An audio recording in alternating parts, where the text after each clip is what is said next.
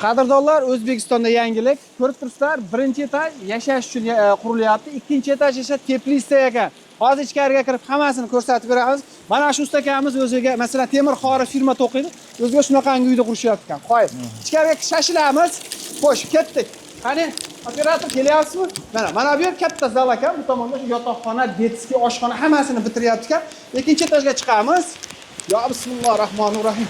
Ikkinchi etajga shunday chiqadigan bo'lsa, qadrdonlar, bu joy xudo xolasa kelajakda teplitsa bo'lamizmi aka? Ha, teplitsa bo'ladi. Teplitsa bo'ladigan. Qoyil, bu yerda nima yetishtiriladi? Bu yerda qulpunoy, bodring, pomidori, shunday narsalar yetishtiramiz. Narsa yetishtiriladi. Xo'sh, qancha ekishni boshlaysiz?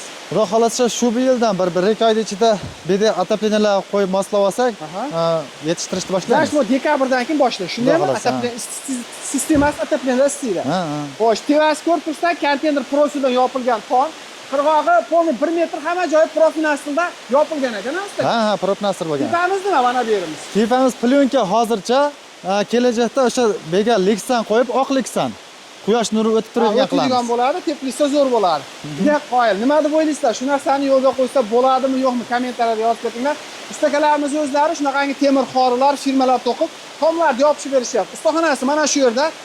Kimga shunaqangi xizmatlar kerak bo'lsa, ya'ni tom yopish xizmat, xonadonlar uchun zavod, fabrika, bundan tashqari molxona, qo'yxona, o'quv markazida tomini yopish kerak bo'lsa, sifatini zo'r qilib, garantiya qilib, konteynerli profillardan yopib berishyapti.